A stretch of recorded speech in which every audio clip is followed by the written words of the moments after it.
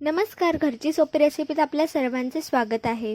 आज आपण अगदी चमचमीत अशी वांग्याची भाजी बनवणार आहोत आणि ही भाजी अतिशय टेस्टी बनणार आहे। त्यामुळे रेसिपी शेवटपर्यंत बघा आणि व्हिडिओमध्ये अजिबात स्किप करू नका।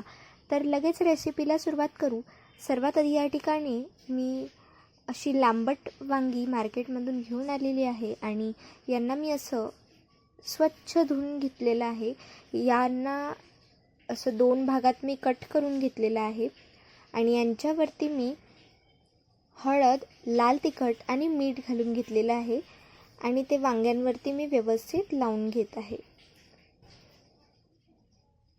आता सर्व वांग्यांना कोटिंग केल्यानंतर या ठिकाणी मी पॅनमध्ये तेल घातलेलं आहे आणि यामध्ये मी ही वांगी फ्राय करत आहे।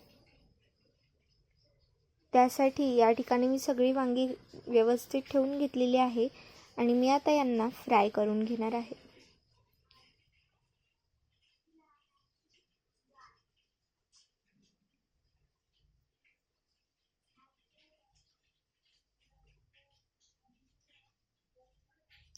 दोन्ही बाजूंनी आपण वांग्यांना व्यवस्थित फ्राय करून घेणार आहोत।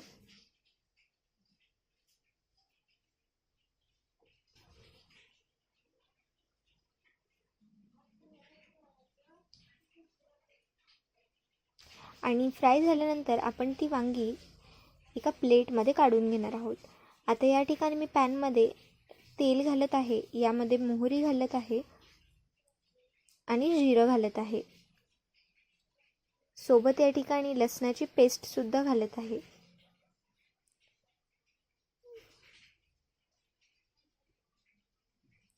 आता यामध्ये बारीक चिरलेला 1 वाटी कांदा घातलेला आहे आणि याला सुद्धा व्यवस्थित फ्राय करून घ्यायचा आहे।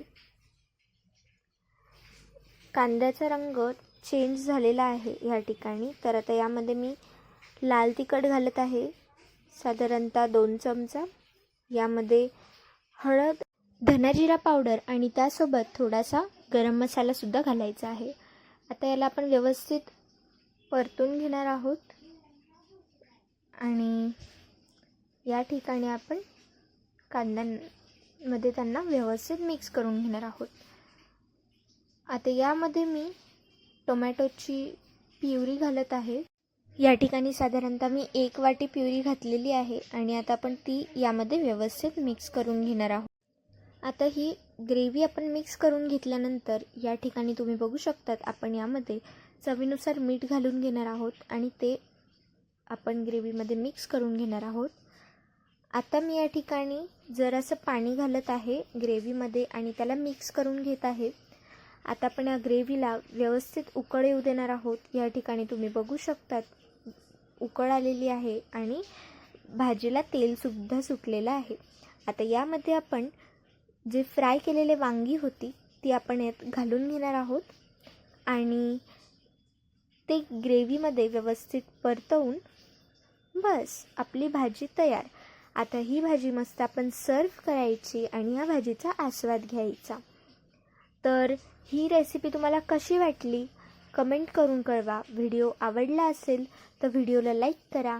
चॅनल अजूनही जर सबस्क्राईब केलं नसेल तर सबस्क्राईब करून बेल आयकॉन प्रेस करा, जेणेकरून नवीन येणाऱ्या व्हिडिओजच्या नोटिफिकेशन्स तुमच्यापर्यंत पोहोचतील आणि ही रेसिपी नक्की एकदा ट्राय करून बघा।